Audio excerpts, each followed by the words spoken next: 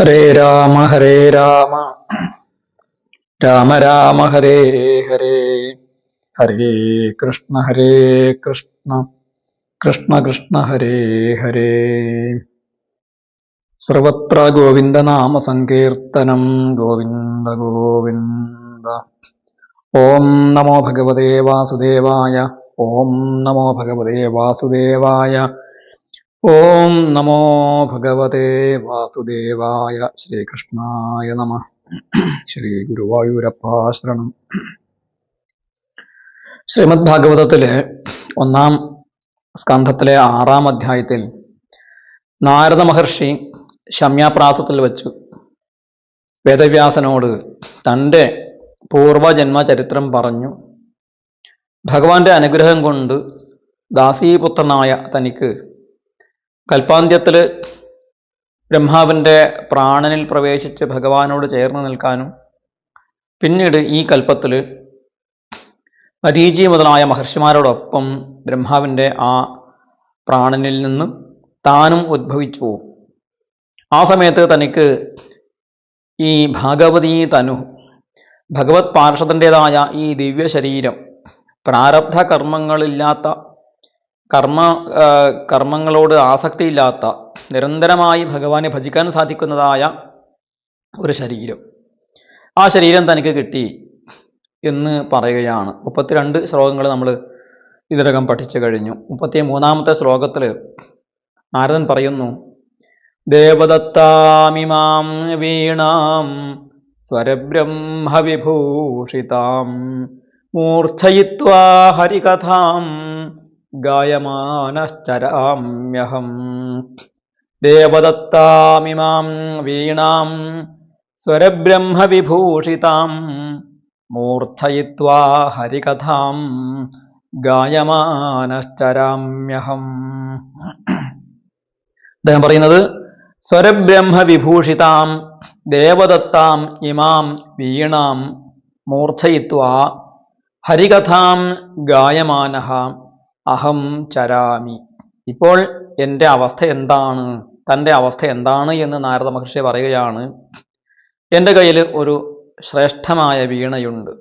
ആ വീണയുടെ പ്രത്യേകത എന്താണ്? സ്വരബ്രഹ്മവിഭൂഷിതാം എന്നാണ്. സ്വരമാകുന്ന ബ്രഹ്മത്തെ കൊണ്ട് വിഭൂഷിതയാണ്, അതായത് അലങ്കരിക്കപ്പെട്ടിരിക്കുകയാണ്. ഒരു വീണയുടെ അലങ്കാരം എന്ന് പറയുന്നത് ആ വീണയിൽ രാഗങ്ങൾ ഉണ്ടാവുക, സപ്തസ്വരങ്ങൾ, ആ സപ്തസ്വരങ്ങളുടെ 12 സ്വരസ്ഥാനങ്ങളും കൃത്യമായിട്ട് അതിൽ നിന്നും ഉണരുക, ഉയർന്നു വരിക എന്നുള്ളതാണ്. അങ്ങനെ ആ സ്വരങ്ങളെ കൊണ്ട് എല്ലാ വീണകളും വിഭൂഷിതകളാണ്. പക്ഷെ ഇവിടെ വെറും സ്വരങ്ങളല്ല, സ്വരബ്രഹ്മവിഭൂഷിതം, സ്വരങ്ങളാകുന്ന ബ്രഹ്മം കൊണ്ട് തന്നെ, ആ സ്വരങ്ങൾ ബ്രഹ്മം തന്നെയാണ്, സർവേശ്വരൻ്റെ ചൈതന്യം തന്നെയാണ് ആ സപ്തസ്വരങ്ങളിൽ ഉള്ളത് എന്നാണ് അദ്ദേഹം പറയുന്നത്. ഇവിടെ നമ്മുടെ ഭാഗവത വ്യാഖ്യാതാക്കൾ പറയുന്നു, വ്യാഖ്യാകാരന്മാർ എന്താണ് പറഞ്ഞിരിക്കുന്നത്, ഈ സ്വരങ്ങളെക്കുറിച്ച് എന്താണ് പറഞ്ഞിരിക്കുന്നത്? ശ്രീധരാചാര്യ സ്വാമികൾ തന്നെ പറഞ്ഞിരിക്കുന്നു: സ്വരാഹ നിഷാദ ഋഷഭ ഷഡ്ജ മധ്യമ ദൈവത പഞ്ചമാഹ. നിഷാദം, ഋഷഭം, ഷഡ്ജം, മധ്യമം, ദൈവതം, പഞ്ചമം, ഇങ്ങനെയുള്ള 7 സ്വരങ്ങൾ. നിഷാദം, ഋഷഭം, ഷഡ്ജം, മധ്യമം, ദൈവതം, പഞ്ചമം, അതുപോലെ ഗാന്ധാരം. ഇങ്ങനെ ഈ 7 സ്വരങ്ങളെക്കുറിച്ചാണ് പറയുന്നത്. സപ്തസ്വരങ്ങളാണ് നമ്മുടെ ഭാരതീയ സംഗീതത്തിൽ അതിൻ്റെ ഏറ്റവും അടിസ്ഥാനമായിട്ടുള്ള സ്വരങ്ങൾ എന്ന് പറയുന്നത്. തേ ഏവ ബ്രഹ്മ എന്നാണ് ശ്രീധരാചാര്യർ പറയുന്നത്. ആ സ്വരങ്ങൾ തന്നെ ബ്രഹ്മമാകുന്നു. സാമവേദത്തിൽ ഈ സ്വരങ്ങൾ നമുക്ക് ഋഷിമാർ തന്നിട്ടുണ്ട്. ആ സ്വരങ്ങളൊക്കെ തന്നെ അതിൻ്റെ വിവിധങ്ങളായ തരത്തിലും അവയുടെ പ്രയോഗം ഉണ്ടാകുന്നതിലൂടെ അറിയാതെ നമ്മൾ ഒരു ബ്രഹ്മാനുഭൂതിയുടെ അടുത്തോളം എത്തിച്ചേരുന്നു എന്നുള്ളതാണ്. അത് നമ്മുടെ ശാസ്ത്രങ്ങളിൽ പറഞ്ഞിരിക്കുന്നത് കാവ്യാനന്ദം, കാവ്യരസത്തെ ആസ്വാദനം ചെയ്യുന്നതിൻ്റെ രസവും, അതുപോലെ സംഗീതം മുതലായ കലയുടെയും ആസ്വാദനം ബ്രഹ്മാനന്ദ സഹോദരങ്ങളാണ് എന്ന് നമ്മുടെ കാവ്യമീമാംസകന്മാർ, കാവ്യശാസ്ത്രകാരന്മാർ പറഞ്ഞിട്ടുണ്ട്. ബ്രഹ്മാനന്ദത്തിൻ്റെ സഹോദരനാണ് കാവ്യാനന്ദം, അല്ലെങ്കിൽ കലയിലൂടെ ഉണ്ടാകുന്ന ആനന്ദം എന്നാണ് അവർ പറഞ്ഞിരിക്കുന്നത്. അതുകൊണ്ട് തന്നെ ആകണം ഇവിടെ ഈ സ്വരങ്ങളെ സ്വരബ്രഹ്മം എന്ന് പറഞ്ഞിരിക്കുന്നത്. സംഗീതം ബ്രഹ്മം തന്നെയാണ്, ബ്രഹ്മത്തിൻ്റെതായ ഏറ്റവും ഉത്കൃഷ്ടമായ ഒരു അനുഗ്രഹമാണ്, മനുഷ്യരാശിക്ക് കിട്ടിയ ഒരു അനുഗ്രഹമാണ് സംഗീതം. ആ സംഗീതം നമ്മുടെ മനസ്സിനെ അത്യധികം ആകർഷിക്കുന്നു, ആനന്ദിപ്പിക്കുന്നു എന്നുള്ളതാണ് അതിന് കാരണം എന്നും പ്രത്യേകിച്ച് എടുത്തു പറയേണ്ടതില്ല. ശ്രീധരാചാര്യർ പറയുന്നു, ബ്രഹ്മാഭിവ്യഞ്ജകത്വാത്, ബ്രഹ്മത്തെ വ്യഞ്ജിപ്പിക്കുന്നു. ആ ആനന്ദം, ബ്രഹ്മാനന്ദത്തിൻ്റെ ഒരു അംശം ഈ സംഗീതാസ്വാദനത്തിലൂടെ നമുക്ക് ലഭിക്കുന്നത് കൊണ്ട് തന്നെയാണ് അവയെ ബ്രഹ്മം എന്ന് പറഞ്ഞിരിക്കുന്നത്. ഇനി എന്തൊക്കെയാണ് ഈ സ്വരങ്ങൾ, സപ്തസ്വരങ്ങൾ എങ്ങനെയാണ് ഉണ്ടായത് എന്നും നമുക്ക് വെറുതെ ഒന്ന് പരിശോധിച്ച് നോക്കാം. സംഗീതാർണവം എന്ന ഗ്രന്ഥത്തിൽ ഷഡ്ജം വദേൻ മയൂരോഹി ഋഷഭം ചാതകോ വദേത് അജാവദതി ഗന്ധാരം ക്രൗഞ്ചോ വദതി മധ്യമം പുഷ്പസാധാരണേ കാലേ കോകില പഞ്ചമം വദേത് ദർദുരോ ദൈവതം ചൈവ നിഷാദം ച വദേത് ഗജ. ഈ സപ്തസ്വരങ്ങൾ ഓരോ ജീവിയുടെ, ഓരോ പ്രാണിയുടെ ശരീരത്തിൽ നിന്നാണ് ഉദ്ഭവിച്ചത്, അല്ലെങ്കിൽ ആ പ്രാണികൾ ഇന്ന സ്വരങ്ങളാണ് നമ്മളോട് പറയുന്നത് എന്നാണ് ഈ സംഗീതാർണവം എന്ന ഗ്രന്ഥത്തെ ഉദ്ധരിച്ചുകൊണ്ട് വംശീധര സ്വാമികൾ തൻ്റെ ഭാഷ്യത്തിൽ പറഞ്ഞിരിക്കുന്നത്. അപ്പോൾ ഷഡ്ജം എന്ന് പറയാം, സ എന്ന ആ സ്വരത്തിന്റെ പേരെന്താണ്? ഷഡ്ജം എന്നാണ്. ആ ഷഡ്ജം പറയുന്നത് ആരാണ്? മയൂരഹ, മയിലിൽ നിന്നാണ്, മയിലിന്റെ ശബ്ദത്തിൽ നിന്നാണ് ഈ ഷഡ്ജം എന്ന സ്വരം ഉണ്ടായത്. ഋഷഭം എന്ന രീ എന്നുള്ള ആ സ്വരം ഉണ്ടായത് ചാതകോ വതേത്, ചാതക പക്ഷിയാണ് ഋഷഭം എന്ന ആ സ്വരത്തെ ഉൽപ്പാദിപ്പിക്കുന്നത് എന്നർത്ഥം. എന്നാൽ ചില ശാസ്ത്രഗ്രന്ഥങ്ങളിൽ അത് ഋഷഭം എന്നത് കാളയുടെ സ്വരമാണ്, ഋഷഭം എന്ന് വെച്ചാൽ കാളയുമാണ്. അപ്പോൾ കാളയുടെ സ്വരമാണ് എന്നും ചില ഗ്രന്ഥങ്ങൾ പറഞ്ഞിട്ടുണ്ട്. പക്ഷെ ഒരുപക്ഷെ ഗ്രന്ഥാന്തരങ്ങളിൽ ഇങ്ങനെ വ്യത്യാസം വരാം. ഒരുപക്ഷെ കാളയുടെ ആ അമർന്ന ശബ്ദത്തിലും അതുപോലെ ഈ ചാതക പക്ഷിയുടെ ശബ്ദത്തിലും ഇങ്ങനെ പൊതുവായിട്ടുള്ള ഈ ഒരു സ്വരം വരുന്നുണ്ടായിരിക്കാം. അതുകൊണ്ടാകാം ഇവിടെ ചാതകം എന്ന് പറഞ്ഞിരിക്കുന്നത്. അജാവദതി ഗാന്ധാരം, ആട് ആണ് ഈ ഗാന്ധാരം എന്ന സ്വരത്തെ നമുക്ക് പറഞ്ഞു തരുന്നത്. പുഷ്പസാധാരണ കാലേ, പുഷ്പങ്ങൾ വിരിയുന്ന കാലത്ത് കോകിലം, അതായത് കുയിലുണ്ടാക്കുന്ന ശബ്ദമാണ് പഞ്ചമം, പ എന്ന പഞ്ചമം. അതുപോലെ ദൈവതം, ധ എന്നുള്ള ആ സ്വരം, ദർദുരോ ദൈവതം ചെയ്വ, ദർദുരം എന്ന് വെച്ചാൽ എന്താണ്? തവളയാണ്. തവളയുടെ ശബ്ദത്തിൽ നിന്നാണ് ഈ ദൈവത സ്വരം ഉണ്ടായത്. എന്നാൽ ചില ഗ്രന്ഥങ്ങളിൽ ചില ശാസ്ത്രകാരന്മാരും പറയുന്നത് കുതിരയുടെ അശ്വരവം ആണ്, അശ്വത്തിന്റെ ശബ്ദമാണ് ഗാന്ധാരം എന്നാണ്. ചിലപ്പോൾ രണ്ടിലും ഈ പൊതുവായിട്ട് ഈ ദൈവതം എന്ന സ്വരം ഉണ്ടായിരിക്കും. ഇത്തരം സ്വരങ്ങൾക്ക് തന്നെ സ്വരസ്ഥാനങ്ങൾ വ്യത്യസ്തമാണ്, അത് നമ്മൾ അറിയേണ്ടതുണ്ട്. ഇപ്പം ഋഷഭം തന്നെ ശുദ്ധ ഋഷഭം ഉണ്ട്, ചതുശ്രുതി ഋഷഭമുണ്ട്. അപ്പോൾ അത്തരം വ്യത്യാസങ്ങൾ ഉള്ളതുപോലെ ചിലപ്പോൾ വ്യത്യസ്തമായ പ്രാണികളിൽ നിന്നും ഈ സ്വരങ്ങൾ ഉണ്ടായി എന്ന് ചിന്തിക്കുന്നതും തെറ്റായിരിക്കില്ല എന്ന് കരുതുന്നു. അതുപോലെ നിഷാദം ച വദേത് ഗജ, നിഷാദം, നീ എന്ന ആ സ്വരം ഉണ്ടായിരിക്കുന്നത്, അത് പറഞ്ഞിരിക്കുന്നത് ആനയാണ് നമുക്ക് തന്നിരിക്കുന്നത് എന്നാണ്. ഇങ്ങനെ ഈ പ്രാണികളിൽ നിന്നും ഉണ്ടാകുന്നതായ ശബ്ദങ്ങളെയാണ്, അല്ലെങ്കിൽ അവർ നമുക്ക് തന്നതാണ് ഈ ശബ്ദങ്ങൾ. ആ ശബ്ദങ്ങളെയാണ്, ആ സ്വരങ്ങളെയാണ് നമ്മുടെ ശാസ്ത്രീയ സംഗീതത്തിൽ നമ്മുടെ ഋഷിമാർ ചേർത്ത് വച്ചിരിക്കുന്നത് എന്നാണ്.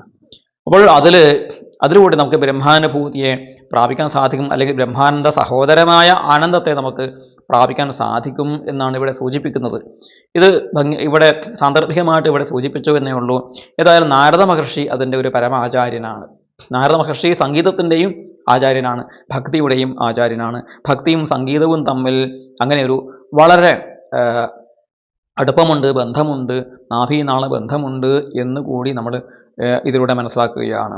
അതുപോലെ ഈ വീണയുടെ ഒരു പ്രാധാന്യം, ഒരു സവിശേഷത പറഞ്ഞത് ദേവദത്താം ഇമാം വീണാം, ദേവദത്തമായ ഈ വീണയെ എന്നാണ്. അപ്പോൾ ദേവദത്തം എന്ന് പറഞ്ഞിരിക്കുന്നത് വ്യാഖ്യാതാക്കൾ പറയുന്നത് അവിടെ ദേവൻ എന്ന് പറയുന്നത് സാക്ഷാത് ശ്രീകൃഷ്ണ ഭഗവാനാണ്. ശ്രീകൃഷ്ണേന ദത്താം വീണാം എന്നാണ്. ശ്രീകൃഷ്ണനാണ് ഈ നാരദ മഹർഷിക്ക് ഈ വീണ നൽകിയത്. ഈ വീണയ്ക്ക് മഹതീ എന്ന് പേരുണ്ട്. മഹതി എന്നാണ് നാരദ മഹർഷി മീട്ടുന്ന ആ വീണയുടെ പേര് എന്നും പുരാണപ്രസിദ്ധമാണ്. ഈ മഹതി വീണ അദ്ദേഹത്തിന് നൽകിയത് ശ്രീകൃഷ്ണദേവൻ തന്നെയാണ്, ശ്രീകൃഷ്ണ ഭഗവാനാണ് എന്ന് ലിംഗപുരാണം നമ്മളോട് പറയുന്നു. അവിടെ ലിംഗപുരാണം പറയുന്നത് ശ്രീകൃഷ്ണദേവോ ഭഗവാൻ സ്വരബ്രഹ്മവിഭൂഷിതാം കൽപ്പാദൗ ദത്തവാൻ വീണാം ഋഷയേ നാരദായ വൈ. നാരദ മഹർഷിക്ക് ഈ കൽപ്പത്തിന്റെ ആദിയിൽ സ്വരബ്രഹ്മവിഭൂഷിതമായ ഇതേ ശബ്ദമാണ് അവിടെയും പ്രയോഗിച്ചത് ലിംഗപുരാണത്തിൽ. സ്വരബ്രഹ്മവിഭൂഷിതമായ ഈ മഹത്തായ വീണയെ ശ്രീകൃഷ്ണദേവനാണ് നൽകിയത് എന്നാണ് അവിടെ പറയുന്നത്. എന്നാൽ അല്പം വ്യത്യസ്തമായിട്ട് നമുക്ക് സ്കാന്ദപുരാണത്തിലെ കേദാരഖണ്ഡത്തിൽ കാണാൻ സാധിക്കും. എന്താണ് അവിടെ പറയുന്നത്? രാഗജ്ഞാനം തഥാ വീണാം നാരദായ മഹേശ്വര പ്രാതാത്തപസാ പ്രീത പാർവതീപതി ശങ്കര. പാർവതീപതിയായ ശങ്കരൻ നാരദ മഹർഷിക്ക് ഈ മഹത്തായ ഈ വീണയെയും കൊടുത്തു. അദ്ദേഹത്തിന് രാഗജ്ഞാനവും, ഏതേത് രാഗമാണ് ഏതേത് സന്ദർഭത്തിൽ ആലപിക്കേണ്ടത്, ആ രാഗത്തിൻ്റെ സ്വരസ്ഥാനങ്ങൾ ഏതൊക്കെയാണ്, അതിൻ്റെ മാഹാത്മ്യം എന്താണ്, ഗുണമെന്താണ്, അതിൻ്റെ പ്രയോഗ രീതി എന്താണ് എന്ന കാര്യവും നാരദ മഹർഷിക്ക് പറഞ്ഞു കൊടുത്തത്, ഈ ജ്ഞാനം കൊടുത്തത് പാർവതീപതിയായ സാക്ഷാൽ ശിവഭഗവാനാണ് എന്ന് സ്കാന്ദപുരാണം പറയുന്നു. അപ്പോൾ എന്താണ് ഇങ്ങനൊരു വൈരുദ്ധ്യം വരാൻ കാരണം? അതിൽ രണ്ട് കാര്യങ്ങൾ ശ്രദ്ധിക്കേണ്ടത്. ഒന്ന്, ശ്രീകൃഷ്ണനും ശ്രീ ശിവനും രണ്ടുപേരും രണ്ടല്ല, അവർ തമ്മിൽ അഭേദാവസ്ഥയാണുള്ളത്. രണ്ടുപേരും ഒന്ന് തന്നെയാണ് എന്നുള്ള പൗരാണികമായ വാക്യങ്ങളെയാണ് നമ്മൾ അറിയേണ്ടത്. അതേസമയത്ത് വ്യാഖ്യാതാക്കളായിട്ടുള്ള വംശീധര സ്വാമികൾ, വ്യാഖ്യാതാവ് ആയിട്ടുള്ള അദ്ദേഹം പറഞ്ഞിരിക്കുന്നത് ഇത്യുക്തം തത് കൽപ്പാന്തരാപേക്ഷമിതി ധ്യേയം എന്നാണ്. അതായത് ഈ രണ്ട് കാര്യങ്ങൾ നടന്ന് രണ്ട് കൽപ്പങ്ങളിൽ നാരദ മഹർഷി ജനിച്ചിട്ടുണ്ടാവും. ഒന്നിലധികം കൽപ്പങ്ങളിൽ ഇതേ അവതാര പുരുഷന്മാരൊക്കെ ജനിച്ചിട്ടുണ്ട്. അപ്പോൾ ഒരു കൽപ്പത്തിൽ ശിവനാണ് അദ്ദേഹത്തിന് ഈ വീണ നൽകിയത്, മറ്റൊരു കൽപ്പത്തിൽ ശ്രീകൃഷ്ണ ഭഗവാൻ നൽകി എന്നുള്ളതാണ് നമ്മൾ മനസ്സിലാക്കേണ്ടത് എന്നാണ് വംശീധര സ്വാമികൾ തൻ്റെ ആ ഭാഷ്യത്തിൽ പറഞ്ഞിരിക്കുന്നത്. ഏതായാലും ഇമാം ദേവദത്താം സ്വരബ്രഹ്മവിഭൂഷിതാം വീണാം മൂർച്ഛയിത്വ, ആ വീണയിലെ തന്ത്രികളെ മീട്ടിക്കൊണ്ട് അതിൽ നിന്നും രാഗങ്ങളെ ഉണ്ടാക്കിക്കൊണ്ട് ആലാപനം ചെയ്തുകൊണ്ട് എന്ത് ചെയ്തു? ഹരികഥാം ഗായമാനഹ, ഹരികഥയെ പാടുന്നവനായിട്ട് അഹം ചരാമി, ഞാൻ സഞ്ചരിക്കുന്നു. അപ്പൊ അവിടെ വീണ മീട്ടുക മാത്രമല്ല, വീണ മീട്ടുന്നതോടൊപ്പം തന്നെ ശ്രീകൃഷ്ണ ഭഗവാന്റെ കഥകളെ ആലപിക്കുകയും പാടുകയും ചെയ്തുകൊണ്ട് ഞാൻ സഞ്ചരിക്കുന്നു. എന്തിനാണ് ഇങ്ങനെ പാടുന്നത്? കേൾക്കുന്ന ആളുകളിൽ ആനന്ദമുണ്ടാക്കാൻ വേണ്ടിയിട്ടാണ് ഒരു സംഗീതജ്ഞൻ അല്ലെങ്കിൽ ഒരു ഗായകൻ പാട്ട് പാടുന്നത്. അതുപോലെ അദ്ദേഹത്തിന് ഒരു സ്വന്തമായ ഒരു സ്വാത്മാനന്ദം, സ്വാന്തസുഖം ഉണ്ട്. ആ സ്വാന്തസുഖവും അതോടൊപ്പം പ്രവർത്തിക്കുന്നുണ്ട്. എങ്കിലും ഉറക്കെ പാടുന്നത് എന്തിനു വേണ്ടിയിട്ടാണ്? എല്ലാവർക്കും, കേൾക്കുന്നവർ ശ്രോതാക്കൾക്ക് ആനന്ദം ഉണ്ടാകാൻ വേണ്ടിയിട്ട്, പരസുഖം കൂടി, അതിൻ്റെ പരഹൃദയ സുഖം കൂടി അതിൻ്റെ ലക്ഷ്യമാണ് എന്ന് മനസ്സിലാക്കേണ്ടി വരും. അപ്പോൾ ഈ ലോകത്തിന് ആഹ്ലാദം നൽകാൻ വേണ്ടിയിട്ട്, ഈ ലോകത്തിന് ആനന്ദം നൽകാൻ വേണ്ടിയിട്ട്, ശ്രീകൃഷ്ണ ഭക്തി എല്ലാവരിലേക്കും സംപ്രേഷണം ചെയ്യാൻ വേണ്ടിയിട്ട്, എല്ലാവരുടെ ആ ഉള്ളിലും ഭക്തി സഞ്ചാരം ഉണ്ടാകാൻ വേണ്ടിയിട്ടാണ് അദ്ദേഹം ഈ ശ്രീകൃഷ്ണ ഗാഥകൾ വീണമീട്ടിക്കൊണ്ട് പാടി പ്രപഞ്ചമാകെ നടക്കുന്നത്, സഞ്ചരിക്കുന്നത് എന്നാണ് നമ്മൾ മനസ്സിലാക്കേണ്ടത്. അതാണ് നാരദ മഹർഷി തൻ്റെ ഒരു ജന്മദൗത്യമായിട്ട് കണ്ടത് എന്ന് നമ്മൾ മനസ്സിലാക്കേണ്ടതുണ്ട്. ദേവദത്താമിമാം വീണാം സ്വരബ്രഹ്മവിഭൂഷിതാം മൂർച്ഛയിത്വാ ഹരികഥാം ഗായമാനശ്ചരാമ്യഹം. അടുത്ത ശ്ലോകം നോക്കൂ, 34-ാമത്തെ ശ്ലോകം. പ്രഗായതസ്വവീര്യാണി തീർത്ഥപാദ പ്രിയശ്രവാ ആഹൂത ഇവ മേ ശീഘ്രം ദർശനം യാതി ചേതസി. പ്രഗായതസ്വവീര്യാണി തീർത്ഥപാദ പ്രിയശ്രവാ ആഹൂത ഇവ മേ ശീഘ്രം ദർശനം യാതി ചേതസി. ഇവിടെ നാരദൻ പറയുന്നു, സ്വവീര്യാണി പ്രഗായതഃ മേ ചേതസി പ്രിയശ്രവാഃ തീർത്ഥപാദഃ ആഹൂതഃ ഇവ ശീഘ്രം ദർശനം യാതി. ഇങ്ങനെ ഈ ശ്രീകൃഷ്ണഗാഥ, ഹരിഗാഥ പാടി നടക്കുന്നത് കൊണ്ടുള്ള തനിക്കുള്ള പ്രയോജനം എന്താണ്? അതാണ് അദ്ദേഹം പറയുന്നത്. സ്വവീര്യാണി പ്രഗായതഃ, സ്വവീര്യാണി എന്ന് വെച്ചാൽ സ്വസ്യ വീര്യാണി, ശ്രീകൃഷ്ണ ഭഗവാൻ തൻ്റെ വീര്യങ്ങളെ പ്രഗായത പ്രകർഷേണ ഗായത നല്ല രീതിയിൽ പാടിക്കൊണ്ടിരിക്കുന്ന ഈ നാരദ മഹർഷിയെ എന്നെ എന്ന് നാരദൻ പറയുന്നു. മേ ചേതസി, എൻ്റെ ചേതസ്സിൽ, എൻ്റെ മനസ്സിൽ ഇത് ചെയ്യുന്നു. പ്രിയശ്രവാഹ തീർത്ഥപാദ, ഭഗവാന്റെ വിശേഷണങ്ങളാണ് പ്രിയശ്രവാഹ. ശ്രവഹ എന്ന് വെച്ചാൽ യശസ്, കീർത്തി. പ്രിയമായ യശസ്സോട് കൂടിയിട്ടുള്ളവൻ. ഭഗവാന്റെ ആ കീർത്തി എല്ലാവർക്കും പ്രിയങ്കരമാണ്.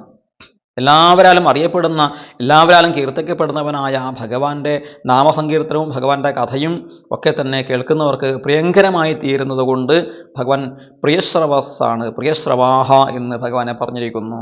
അതുപോലെ തീർത്ഥപാദ, തീർത്ഥം എന്ന് വെച്ചാൽ ഇവിടെ ഗംഗാനദിയാണ് എന്ന് ചില ഗൂഢാർത്ഥ സന്ദീപിനെ പോലെയുള്ള വ്യാഖ്യാനങ്ങളിൽ പറയുന്നു. തീർത്ഥം എന്ന് വെച്ചാൽ ഗംഗ, തരണം, നമ്മളെ താരണം ചെയ്യിക്കുന്നത്, പാപത്തിൽ നിന്നും എല്ലാതരം കൽമഷങ്ങളിൽ നിന്നും നമ്മളെ തരണം ചെയ്യിക്കുന്നതാണ് തീർത്ഥം എന്ന് പറയുന്നത്. അങ്ങനെ തരണം ചെയ്യിക്കുന്നത് കൊണ്ട് ഗുരുവിനെയും നമ്മൾ തീർത്ഥം എന്ന് പറയാറുണ്ട്. സതീർത്ഥ്യൻ എന്ന് ഒരുമിച്ച് ഒരു ഗുരുവിൻ്റെ കീഴിൽ പഠിച്ച ആളുകളെ സതീർത്ഥ്യന്മാർ എന്ന് പറയാൻ കാരണം അവിടെ ഗുരുവാണ് തീർത്ഥം. ഗുരു തൻ്റെ സ്പർശം കൊണ്ട്, തൻ്റെ വാക്കുകളെ കണ്ട്, തൻ്റെ ജ്ഞാനം കൊണ്ട് നമ്മൾ എന്ത് ചെയ്യുന്നു, തീർത്ഥീകരിക്കുന്നു അല്ലെങ്കിൽ ശുദ്ധീകരിക്കുന്നു എന്നുള്ളത് കൊണ്ട് ഗുരുവും തീർത്ഥമാണ്. എങ്കിലും ഇവിടുത്തെ അർത്ഥം എന്താണ്? തീർത്ഥപാദ, യാതൊരാളുടെ പാദം തീർത്ഥമായിരിക്കുന്നുവോ, യാതൊരാളുടെ പാദകമലങ്ങൾ, ഏതൊരു ഭഗവാന്റെ പാദം തീർത്ഥീകരിക്കുന്ന, എല്ലാവരെയും പവിത്രീകരിക്കുന്ന പരിശുദ്ധിയോട് കൂടിയിട്ടുള്ള ഗംഗാപ്രവാഹം യാതൊരു ഭഗവാന്റെ പാദങ്ങളിൽ നിന്നും ഉത്ഭവിച്ചുവോ ആ ഭഗവാനാണ് തീർത്ഥപാദൻ. അങ്ങനെയുള്ള ആ തീർത്ഥപാദനും പ്രിയമായ യശസ്സോട് കൂടിയിട്ടുള്ളവനുമായ ആ ഭഗവാൻ എന്ത് ചെയ്യുന്നു? ആഹൂത ഇവ, വിളിച്ചതുപോലെ എന്നാണ്, വിളിക്കപ്പെട്ടതുപോലെ ശീഘ്രം ദർശനം യാതി, ശീഘ്രം പെട്ടെന്ന് വേഗത്തിൽ തന്നെ ദർശനം നൽകുന്നു. അപ്പോൾ ഭഗവാനെ നാരദ മഹർഷി തൻ്റെ വീണയിൽ ഇങ്ങനെ മീട്ടിക്കൊണ്ട് ഹരേ കൃഷ്ണ ഹരേ നാരായണ എന്ന് അദ്ദേഹം അങ്ങനെ ഗാനം ആലപിച്ചു കഴിഞ്ഞാൽ അപ്പോൾ തന്നെ ചേതസി ദർശനം യാതി, അദ്ദേഹത്തിന് മനസ്സിൽ ഭഗവാൻ ദർശനം നൽകുന്നു. ഭഗവാന്റെ നാമസങ്കീർത്തനം നമ്മളും ഭക്തിയോട് കൂടിയിട്ട് ഹൃദയം അലിയുന്ന രീതിയിൽ, ഭഗവാന്റെ ഹൃദയം അലിയുന്ന രീതിയിൽ നമ്മൾ ഉറക്കെ ഉരുക്കഴിക്കുകയാണെങ്കിൽ, അല്ലെങ്കിൽ നമ്മൾ മനസ്സലിഞ്ഞ് അതിനെ, ആ നാമത്തെ ജപിക്കുകയാണെങ്കിൽ, ഉച്ചരിക്കുകയാണെങ്കിൽ നമ്മുടെ ചേതസ്സിലേക്ക്, നമ്മുടെ മനസ്സിലേക്കും ശ്രീകൃഷ്ണ ഭഗവാൻ കാരുണ്യത്തോടു കൂടിയിട്ട് ഇറങ്ങി വരും, നമുക്ക് ദർശനം നൽകും എന്നാണ് ഇവിടെ സൂചിപ്പിക്കുന്നത്. അപ്പം നമ്മുടെ ഭക്തി പാരവശ്യമാണ് ഭഗവാനെ ഉള്ളിൽ സാക്ഷാത്കരിക്കാനുള്ളതായ മാനദണ്ഡം. അങ്ങനെ ഭക്തി പാരവശ്യത്തോടു കൂടിയിട്ട് ഭഗവാനെ നമ്മൾ എന്നും സംബോധന ചെയ്യണം, വിളിക്കണം, നാമസങ്കീർത്തനം ചെയ്യണം എന്നാണ് ഇവിടെ നാരദ മഹർഷി പറയുന്നത്. അപ്പോൾ പ്രഗായത സ്വവീര്യാണി തീർത്ഥപാദ പ്രിയശ്രവാഹാം ആഹൂത ഇവ മേ ശീഘ്രം ദർശനം യാതി ചേതസി. ഇതാണ് 34-ാമത്തെ ശ്ലോകത്തിൽ പറയുന്നത്. ഇനി 35-ാമത്തെ ശ്ലോകത്തിൽ എന്താണ് പറയുന്നത് നോക്കാം. ഏതധ്യാതുരചിത്താനാം മാത്രാസ്പർശേച്ഛയാ മുഹു ഭവസിന്ധുപ്ലവോ ദൃഷ്ടോ ഹരിചര്യാനുവർണ്ണനം. ഏതധ്യാതുരചിത്താനാം മാത്രാസ്പർശേച്ഛയാ മുഹു ഭവസിന്ധുപ്ലവോ ദൃഷ്ടോ ഹരിചര്യാനുവർണ്ണനം. ഇവിടെ നാരദൻ പറയുന്നു, മുഹുഹു മാത്രാസ്പർശേച്ഛയാ ആതുരചിത്താനാം ഹരിചര്യാനുവർണ്ണനം യത് ഏതത് ഭവസിന്ധുപ്ലവഃ ദൃഷ്ടഃ ഹി. മുഹുഹു വീണ്ടും വീണ്ടും എന്നർത്ഥം. വീണ്ടും വീണ്ടും വീണ്ടും എന്താണ് സംഭവിക്കുന്നത്? മാത്രാസ്പർശേച്ഛയാ ആതുരചിത്താനാം, മാത്രാസ്പർശങ്ങൾ. മാത്ര എന്ന് പറയുന്നത് മാത്രാഹ വിഷയാഹ തേഷാം സ്പർശാഹ ഭോഗാഹ, വിഷയങ്ങളും ആ വിഷയങ്ങളുടെ ഭോഗവും എന്നാണ് പറഞ്ഞിരിക്കുന്നത്. ശ്രീധരാചാര്യ സ്വാമികൾ പറഞ്ഞിരിക്കുന്നത് മാത്രകൾ. ഈ മാത്ര എന്ന ശബ്ദത്തിന് ശങ്കരാചാര്യ സ്വാമികൾ തൻ്റെ ഭഗവത്ഗീതാ ഭാഷ്യം, അതിൽ ശങ്കരാചാര്യ സ്വാമികൾ മാത്ര എന്ന ശബ്ദത്തിൻ്റെ വ്യുത്പത്തി പറഞ്ഞിരിക്കുന്നത് ആഭിഹി മീയത്തെ ശബ്ദാദയ ഇതി ശ്രോത്രാദീനി ഇന്ദ്രിയാണി എന്നാണ്. ആഭിഹി മീയന്തെ ശബ്ദാദയ, ശബ്ദം മുതലായ തന്മാത്രകളെ യാതൊന്നിനെ കൊണ്ട് മീയന്തേ അളക്കപ്പെടുന്നു, അല്ലെങ്കിൽ അറിയുന്നു. അവയാണ് ആ ശ്രോത്രാദികളായ ചെവി മുതലായ ആ ഇന്ദ്രിയങ്ങളെയാണ് മാത്ര എന്ന പദം കൊണ്ട് വിവക്ഷിക്കുന്നത് എന്നാണ്. മാത്ര തന്മാത്രകളെ, ശബ്ദം സ്പർശം രൂപം ശബ്ദം സ്പർശം രൂപം രസം ഗന്ധം പഞ്ചഭൂതങ്ങൾക്കും ഉള്ളതായ 5 ഗുണങ്ങളാണ് ഈ പഞ്ചതന്മാത്രകൾ എന്ന് പറയുന്നത്. ആ പഞ്ചതന്മാത്രകളെ അറിയാൻ വേണ്ടിയിട്ട് അവയെ അളക്കുന്നത് യാതൊന്നിനെ കൊണ്ടാണോ അവയാണ് മാത്രാഹ എന്ന് പറയുന്നത്. അപ്പോൾ ഇന്ദ്രിയങ്ങളെയും മാത്ര എന്ന് പറയും, ഇന്ദ്രിയ വിഷയങ്ങളെയും മാത്ര എന്ന് പറയും. തേഷാം സ്പർശാഹ, ശങ്കരാചാര്യ സ്വാമികളും പറഞ്ഞിരിക്കുന്നത് മാത്രാണം സ്പർശാഹ ശബ്ദാദിഭിഹി സംയോഗ സ്പർശാഹ എന്നാണ്. അതായത് ഈ മാത്രകളുടെ, ഈ ഇന്ദ്രിയങ്ങളുടെ സ്പർശം, അതായത് ശബ്ദം മുതലായ തന്മാത്രകളോടുള്ള അവയുടെ സംയോഗത്തെയാണ് സ്പർശം എന്ന് പറഞ്ഞിരിക്കുന്നത്. ശ്രീധരാചാര്യർ പറയുന്നു തേഷാം സ്പർശാഹ ഭോഗാഹ, വിഷയങ്ങളുടെ അനുഭവം ആണ്. വിഷയങ്ങളുമായിട്ട് ഇന്ദ്രിയങ്ങൾ വിഷയങ്ങളെ സ്പർശിക്കുമ്പോൾ ആണ് അതിൻ്റെ ഭോഗമാണ് സ്പർശങ്ങൾ എന്ന് പറയുന്നത്. അപ്പോൾ രണ്ടും ഏകദേശം ഒന്ന് തന്നെയാണ്. നമ്മുടെ ഇന്ദ്രിയങ്ങളും ബാഹ്യമായ ഭോഗവിഷയങ്ങൾ, പ്രാപഞ്ചികമായ വിഷയങ്ങളും നമ്മുടെ ഇന്ദ്രിയങ്ങളും തമ്മിലുള്ള ആ സംയോഗം, ഒരുമിച്ച് ചേരലാണ്. അവ തമ്മിൽ സ്പർശിക്കുന്ന ആ അനുഭവത്തെയാണ് മാത്രാസ്പർശങ്ങൾ എന്ന് പറയുന്നത്. അപ്പോൾ മാത്രാസ്പർശം, ആ മാത്രാസ്പർശത്തിന് വേണ്ടിയുള്ള ഇച്ഛ, ഒരിക്കൽ ഒരു ഗുണം അറിഞ്ഞാൽ, ഒരിക്കൽ ഒരു നല്ല ശബ്ദം കേട്ടാൽ ആ ശബ്ദം വീണ്ടും കേൾക്കാനുള്ള ഇച്ഛയുണ്ടാകുന്നു. ഒരിക്കൽ നമുക്ക് സ്വാദിഷ്ടമായ ഒരു ഭക്ഷണം നമ്മൾ കഴിച്ചാൽ ആ ഭക്ഷണത്തോട് വീണ്ടും അത് കിട്ടാനുള്ള ഇച്ഛയുണ്ടാകുന്നു. ഇങ്ങനെ നമ്മുടെ ഇന്ദ്രിയങ്ങൾ വീണ്ടും വീണ്ടും ഈ വിഷയഭോഗങ്ങളെ നേടാൻ വേണ്ടിയിട്ട് പ്രേരിതരാകുന്നു എന്നാണ് ഇവിടെ പറയുന്നത്. മാത്രാസ്പർശേച്ഛയ, ഈ മാത്രാസ്പർശേച്ഛ കൊണ്ട് എന്ത് സംഭവിക്കുന്നു?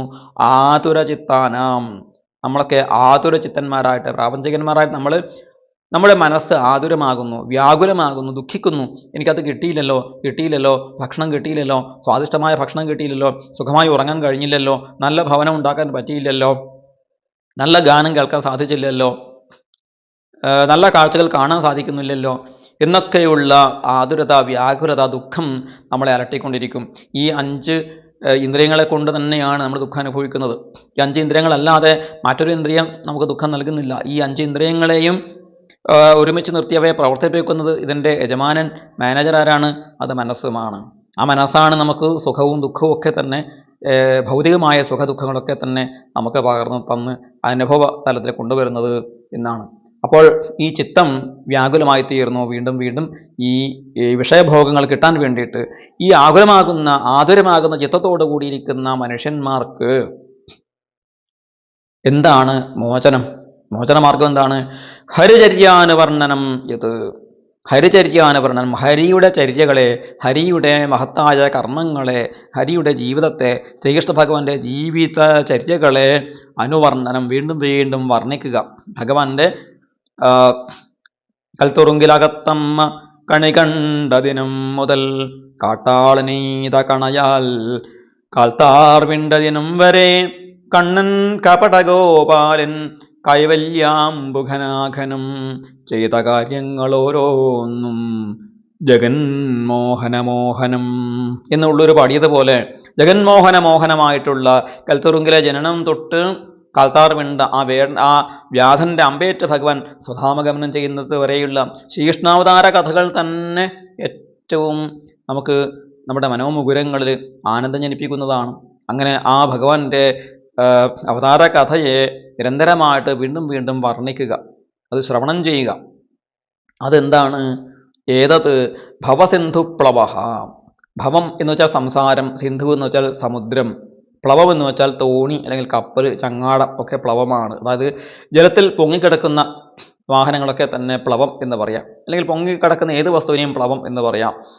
അപ്പോൾ ഭവസിന്ധുപ്ലവ എന്ന് വെച്ചാൽ സംസാരമാകുന്ന സാഗരത്തെ മറികടക്കാനുള്ളതായ തോണിയായിട്ട് നമുക്ക് അനുഭവപ്പെടുന്ന ഏതാണ്? ഹരിചര്യാനുവർണ്ണനം, ശ്രീകൃഷ്ണ ഭഗവാന്റെ നാമസങ്കീർത്തനവും കഥാശ്രവണവും കഥാകഥനവുമാണ് എന്ന് ഉറപ്പാണ്. അതെ, ദൃഷ്ട ഹി എന്ന് പറഞ്ഞു. അതെ, കാണപ്പെട്ട തോണിയാണ് എന്നാണ്. നമ്മുടെ കൺമുന്നിൽ കാണുന്ന അനുഭവവേദ്യമായിട്ട് നമുക്ക് തോന്നുന്നതായ അനുഭവവേദ്യമായിട്ട് നമുക്ക് മാറിയിട്ടുള്ളത് ഈ ശ്രീകൃഷ്ണ കഥകൾ തന്നെയാണ്. അതുകൊണ്ടാണ് ഞാൻ ഈ ഹരികഥാം ഗായമാനഹ ചരാമി, ഞാൻ ഹരികഥയെ തന്നെ പാടിക്കൊണ്ട് നടക്കുന്നത്. എന്തുകൊണ്ടാണ്? ഈ വിഷയഭോഗങ്ങളിൽപ്പെട്ട് ഉഴലുന്ന സാധാരണക്കാരായ മനുഷ്യർക്ക്, പ്രാപഞ്ചകന്മാരായിട്ടുള്ള ആതുരചിത്തന്മാരായ ദുഃഖിതന്മാരായിട്ടുള്ള ആളുകൾക്ക് ഈ സംസാര സാഗരത്തിൽ നിന്നും അക്കരെ കടക്കണമെങ്കിലുള്ള തോണി എന്താണ്? ശ്രീകൃഷ്ണ ഭഗവാന്റെ ഭക്തി, ഭഗവത് ഭക്തിയാണ്, ശ്രീകൃഷ്ണ ഭക്തിയാണ് എന്ന് എനിക്ക് അനുഭവമുണ്ട്. ദൃഷ്ട ഹി, ഹി എന്ന് പറയുമ്പോൾ അവിടെ ഉറപ്പിച്ച് പറയുന്നു, നിശ്ചയമാണ്, സംശയമില്ല എന്ന് പറയുന്നു. കാണപ്പെട്ട ഒരു കപ്പലാണ് ഇത് എന്ന് അവിടെ പറയുകയാണ്. ദൃഷ്ട എന്ന് വെച്ചാൽ പ്രമാണിതം എന്നാണ് വ്യാഖ്യാതാക്കളും പറഞ്ഞിരിക്കുന്നത്. ഇത് എനിക്ക് പ്രമാണമാണ്, ഇത് സ്വാനുഭവം കൊണ്ട് പ്രമാണമായി തീർന്നിരിക്കുന്നു എന്ന് നാരദ മഹർഷി അവിടെ സ്ഥാപിക്കുകയാണ്. അപ്പോൾ ഏതധ്യാതുരചിത്താനാം മാത്രാസ്പർശേച്ഛയാമുഹു ഭവസിന്ധുപ്ലവോ ദൃഷ്ടോ ഹരിചര്യാനുവർണ്ണനം. അങ്ങനെ 35-ാമത്തെ ശ്ലോകം നമ്മൾ പഠിച്ചു. 36-ാമത്തെ ശ്ലോകത്തിൽ നാരദ മഹർഷി പറയുന്നു ഈ ഭഗവത് ഭജനത്തിൻ്റെ, ശ്രീകൃഷ്ണ സേവനം, ശ്രീകൃഷ്ണ ആരാധനയുടെ മഹാത്മ്യം എന്താണ്? യമാദിഭിര്യോഗപഥൈഃ കാമലോഭഹതോ മുഹു മുകുന്ദസേവയാ യദ്തഥാത്മാദ്ധാ ന ശാമ്യതി. യമാദിഭിര്യോഗപഥൈഃ കാമലോഭഹതോ മുഹു മുകുന്ദസേവയാ യദ്തഥാത്മാദ്ധാ ന ശാമ്യതി. നാരദ മഹർഷി പറയുന്നു, മുഹുഹു കാമലോഭഹതഃ ആത്മാ മുകുന്ദസേവയാ യദ്വത് തഥാ യമാദിഭിഃ യോഗപഥൈഃ അദ്ധാ ന ശാമ്യതി. മുഹുഹു, വീണ്ടും ഞാൻ ആവർത്തിച്ച് പറയാം, വീണ്ടും എന്ന് അദ്ദേഹം പറയുന്നത്, വീണ്ടും വീണ്ടും ഈ ശ്രീകൃഷ്ണ ഭക്തിയുടെ, ശ്രീകൃഷ്ണ ഭജനത്തിൻ്റെ മഹാത്മ്യം പറയാം എന്നുള്ള അർത്ഥത്തിലാണ് അവിടെ മുഹു എന്ന് പറഞ്ഞിരിക്കുന്നത്. കാമലോഭഹതഃ ആത്മാ, കാമം കൊണ്ടും ലോഭം കൊണ്ടും ഹനിക്കപ്പെട്ടതായ മനസ്സ്. നമ്മുടെ മനസ്സിന് ഏറ്റവും ദുഃഖമുണ്ടാക്കുന്നത് നമ്മുടെ കാമനകൾ കാരണമാണ്. നമ്മുടെ ആഗ്രഹങ്ങൾ പൂർത്തിയായി കഴിഞ്ഞാൽ അതിൽ അഹങ്കാരം വർദ്ധിച്ചു വരും. അഹങ്കാരം പൂർത്തിയായില്ലെങ്കിൽ നമുക്കെന്തുണ്ടാകും? ദുഃഖമുണ്ടാകും. പിന്നെ ലോഭം, കാമം കുറേ കൂടി വർദ്ധിച്ചു വരുമ്പോൾ അത് ലോഭമായിട്ട് മാറും. കുറേ കൂടി അത് കട്ടിപിടിക്കുമ്പോൾ ലോഭം അത്യാഗ്രഹമായിട്ട് മാറും എന്നാണ്. ഈ കാമം കൊണ്ടും ലോഭം കൊണ്ടും രാഗദ്വേഷാദികളെ കൊണ്ട് ഹനിക്കപ്പെട്ടിരിക്കുന്ന, തകർക്കപ്പെട്ടിരിക്കുന്ന, അല്ലെങ്കിൽ ആതുരമായിരിക്കുന്ന നമ്മുടെ മനസ്സ് മുകുന്ദ സേവയാ യദ്വത്, മുകുന്ദൻ എന്ന് വെച്ചാൽ മോക്ഷം നൽകുന്നവൻ, മോക്ഷം നൽകുന്നവനായ ആ മുകുന്ദൻ്റെ സേവനം കൊണ്ട് യദ്വത് യാതൊരു തരത്തിൽ ശമിക്കുന്നുവോ, ആ മനസ്സ് ശാന്തമാകുന്നുവോ, തഥാ അതുപോലെ അങ്ങനെ യമാദിഭിഃ യോഗപഥൈഃ ന ശാമ്യതി, യമം മുതലായിട്ടുള്ള യോഗമാർഗങ്ങളിലൂടെ ശമിക്കുന്നില്ല, ശാന്തമാകുന്നില്ല. അതായത് ഭഗവാന്റെ പാദസേവ ചെയ്യുമ്പോൾ നമുക്കുണ്ടാകുന്ന ആത്മശാന്തി, മനസ്സിൻ്റെ ശാന്തി യോഗമാർഗത്തിലൂടെ സഞ്ചരിക്കുന്നത് കൊണ്ട് ഉണ്ടാകുന്നില്ല. എന്ന് വെച്ചാൽ യോഗമാർഗം എന്താണ്? അഷ്ടാംഗ യോഗങ്ങളാണ് പ്രസിദ്ധമായിട്ടുള്ളത്. യമാദിഭിഃ എന്ന് പറയുമ്പോൾ യമം മുതലായിട്ടുള്ള, യമം, നിയമം, ആസനം, പ്രാണായാമം, പ്രത്യാഹാരം, ധാരണ, ധ്യാനം, സമാധി, ഇങ്ങനെ 8 അംഗങ്ങളോട് കൂടിയിട്ടുള്ളതാണ് പാതഞ്ജല യോഗം എന്ന് പറയുന്നത്. ഈ 8 യോഗങ്ങളെ 8 എണ്ണമായിട്ട് പറഞ്ഞു എന്നേ ഉള്ളൂ.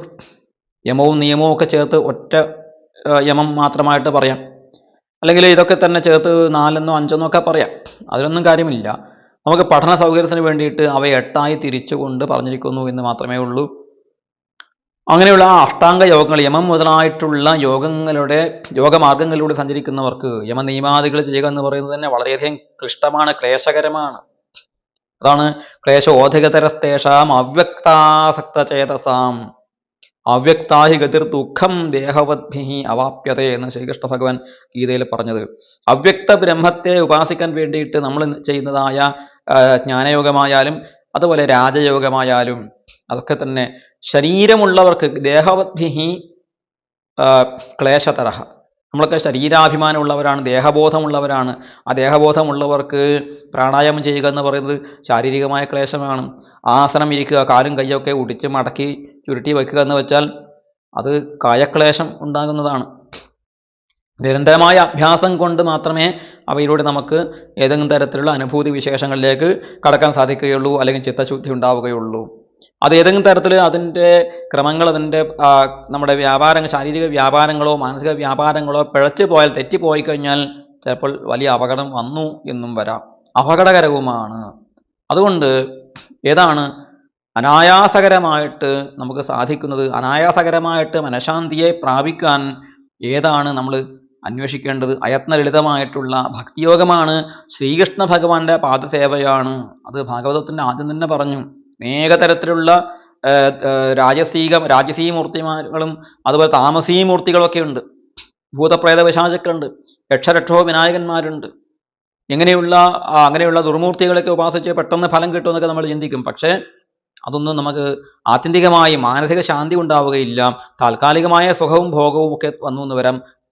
അതുപോലെ തന്നെ നമ്മൾ അതുകൊണ്ട് സ്വയം നശിക്കുകയും ചെയ്തു എന്നും വരാം. അതുകൊണ്ട് അതൊന്നും പരിഹാരമല്ല. മുകുന്ദ സേവയ, ശ്രീകൃഷ്ണ ഭഗവാനാണ് മോക്ഷകാരനായിരിക്കുന്ന ഈ സർവേശ്വരൻ എന്ന് മനസ്സിലാക്കിയിട്ട് ആ ഭഗവാന്റെ ശുദ്ധ സത്വിക മൂർത്തിയായിരിക്കുന്ന ശ്രീ ഗുരുവായൂരപ്പൻ്റെ പാദങ്ങളെ സേവിക്കുന്നത് കൊണ്ടുണ്ടാകുന്ന മാനസിക ശാന്തി, മനഃശാന്തി യമനിയമാദികൾ ആയിട്ട് തുടങ്ങുന്ന അഷ്ടാംഗ യോഗം കൊണ്ടോ മറ്റേതെങ്കിലും തരത്തിലുള്ള മാർഗങ്ങളിലൂടെയോ സഞ്ചരിക്കുന്നതിലൂടെ ലഭിക്കുകയില്ല.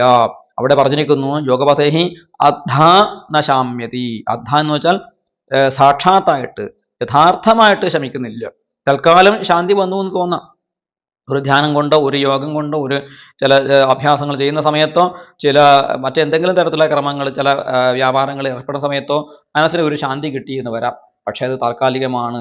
പ്രത്യക്ഷമായിട്ട് സാക്ഷാത്തായിട്ട് നമ്മുടെ മനസ്സ് അവിടെ ശമിക്കുന്നില്ല, മനസ്സിന് ശാന്തി ലഭിക്കുന്നതല്ല. കാമലോഭങ്ങൾ അത്രയധികം നമ്മുടെ മനസ്സിനകത്ത്, ചിത്തത്തിനകത്ത് വാസനാരൂപത്തിൽ കട്ടിപിടിച്ചിരിക്കുകയാണ്.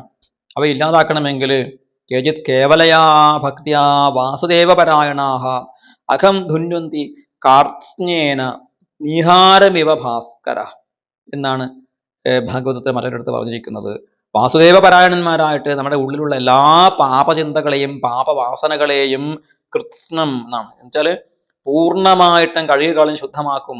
എങ്ങനെയെന്ന് വെച്ചാൽ സൂര്യൻ ഉദിക്കുമ്പോൾ മഞ്ഞുപാളികൾ, ആ മൂടൽ മഞ്ഞൊക്കെ തന്നെ അവിടെ ഉരുകി ഒലിച്ച് അകന്നു പോകുന്നത് പോലെ വാസുദേവ ചരണാരവിന്ദങ്ങളെ ഭജിക്കുന്നവർക്ക് മനസ്സിലുള്ള സകല കൽമഷങ്ങളെയും സകല കാലുഷ്യങ്ങളെയും കാമലോപാദികളെയും ഒക്കെ തന്നെ നീക്കിയിട്ട് പരമശാന്തിയെ അനുഭവിക്കാൻ സാധിക്കും എന്നാണ് ഈ ശ്ലോകത്തിൽ നാരദ മഹർഷി പറയുന്നത്. തുടർന്ന് എന്താണ് അദ്ദേഹം പറയുന്നത്? 37-ാമത്തെ ശ്ലോകം നോക്കാം.